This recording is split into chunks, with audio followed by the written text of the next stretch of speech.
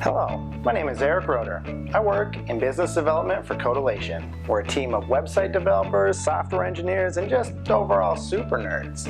We develop apps and websites in the obvious technology hub that is Fargo, North Dakota. That summary of my life sounds dreadful to most of the world, but I absolutely love my community and I love my job. Every week I meet incredible people who are absolutely inspiring. They have new business ideas or are spearheading giant projects to make our community better, or just are smarter than me and have great professional knowledge to share. I thought it would be relatively selfish to keep all of this information to myself, so I decided to start a little talk show. Welcome to my office. My guest this week is John Fisher. He's the executive director of Charism, and he's also one of the handful of people I know that talk more than I do. So we're going to learn a lot about Charism today.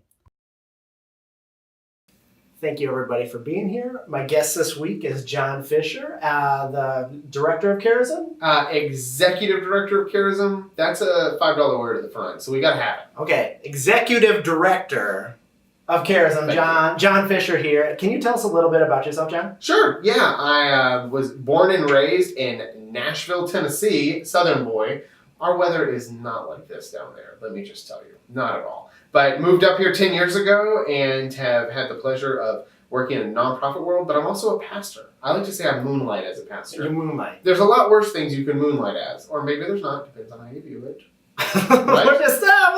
We're guys could go either way. Overall, I feel like that's an okay thing to moonlight. Thank you. Yes, that tips the scale for good. I feel the same way. But I'm a pastor, and then I also work at Charism. So I get to lead the team of Charism, and it is a great joy. I also have a little more gray in my beard than I did 4 years ago. But hey, that's just the way it goes. Sometimes you get older, and like Jedis get gray beard. It's true. And that's okay. And so... Can we call that a nerd point? Nerd point.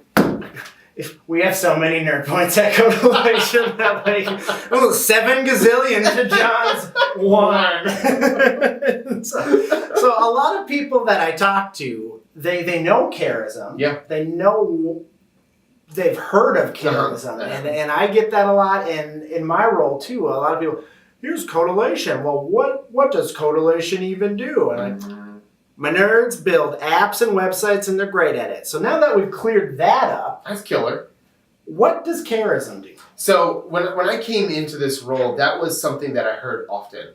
If they even got the name pronunciation right, which I get, Charism, that can get a little funny. English is its own weird thing. It is, and it's charism, but it's charism. Charism. And so the literal meaning of that is gift of grace, gift of strength.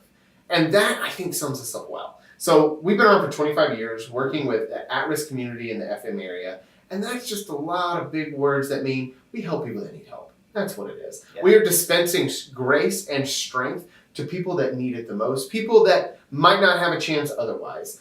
Recently I was talking with one of my staff and I was asking her, hey, tell me, how do you tell people what you do? Like what words do you use here? And oftentimes I'll ask them this, when you're the frontline person, you can't articulate. You're like, I just help do apps, stuff. So she stopped. Sometimes you're better at it than that. No, it's just a lot of words and periods beside them. Okay. Capital, okay. But so I asked her that and she said, paused and she went, John, I work with the forgotten and lost kids. Oh. Yeah, exactly. I was like, oh my gosh, that's powerful. Okay. Is. Said, explain that. Tell me what you mean. She goes, well, let me give you for instance.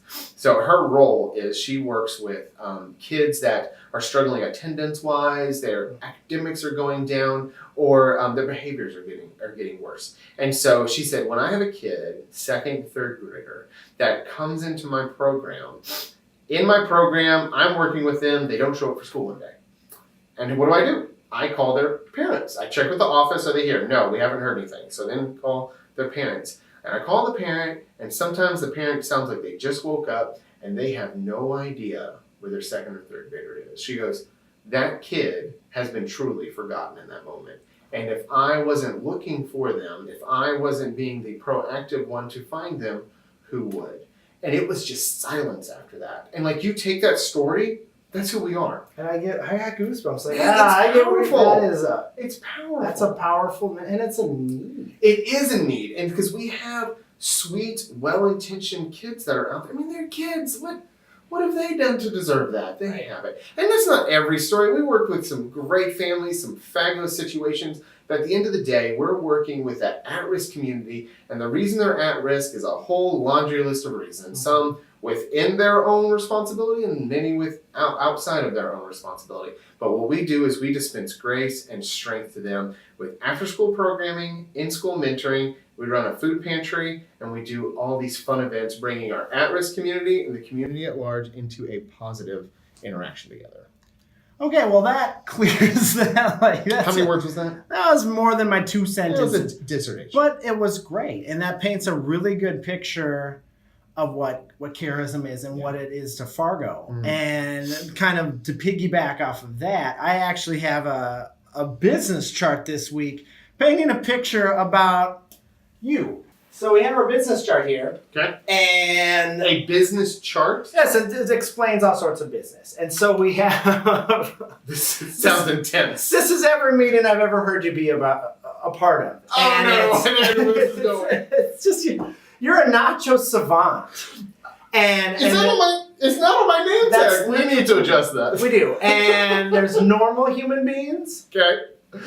I never get lumped into that group. No. And then they have their nacho. They're students. They eat chips and cheese. Yep. Yeah. Yeah, that's a novice. Then there's Yeah. people like me. I'm like a professor of nachos. Okay, I get that. I get it. Because I follow Pico on Instagram and like Oh. I've been to Mexico and I've had nachos. I've been most of the Zorba. Mhm. I consider myself very versed in nachos. And then Nachos. there's you.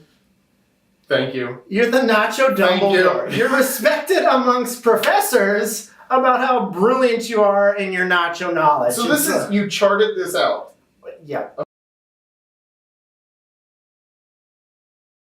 So yes, Nacho Savant John.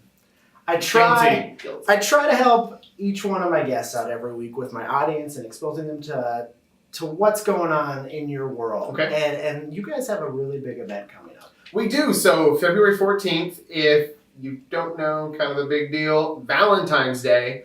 But we have a trifecta on Yes. February 14th. It's also Giving Hearts Day.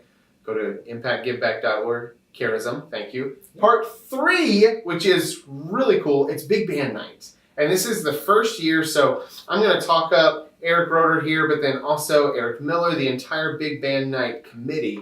They have planned this epic cool event at the Avalon on February 14th, Valentine's Day. I'm going to keep saying that because that's kind of a big deal. It's kind of a big It deal. is. I feel like that's an okay date if you don't want to go to a terrible restaurant and wait in line for 45 minutes. Yeah, and by okay, you mean stratospheric epic cool date. Right. I get it. It will keep Because your it is. wife Yes. not mad at you for all sorts of stuff that you're gonna screw up this year. Oh my goodness. Like my wife, she's already got the sitters on Valentine's Day. Yeah. You can imagine that's not the easiest day. She's already got that lined up, the clothes picked out. Like this is going to be so much fun. So there's going to be music, there's going to be drinks, there's going to be games. There's just going to be a fun night. And this committee, which Eric can tell you a lot more about because Yeah. they're kind of like these shadowy figures that are doing good for us. It's really incredible. They're throwing this whole thing and to benefit Charism on Giving Hearts. And part of our idea with this is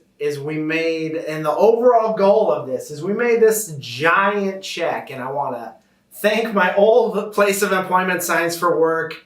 They were kind of behind all my weird marketing ideas. Giant check. We want this giant check to be proportionate to the amount that we give. I love it. And so if it's $25, that's gonna be goofy. Yeah. And yeah. so I would just check out Big Band Night Sign up. on Facebook. And It's- Eventbrite. On Eventbrite. Yep, And yep. honestly, it's gonna be as good, if not, that's the best. Well, I thing saw you this could the be other doing. day when I typed it in on Eventbrite. It had the little trending symbol beside it. So like, Holy cow. it's cool. And so people are looking. Go to Eventbrite.com. Type in Big Band Night. You'll see the little trending icon. I'll put a And sign link up. in the Facebook video just so that we can see. Thank you so much, John, for being here. You're welcome. It's always a treat to talk with you, and we're really excited for Big Band Night next week. And Yes. so yeah, go buy your tickets and February 14th. Yeah. Don't forget. don't forget. Have a good night, everybody. Thanks. I've got my work cut out for me on the edits on this, John. sorry. No, well, This is so fun. This is fun.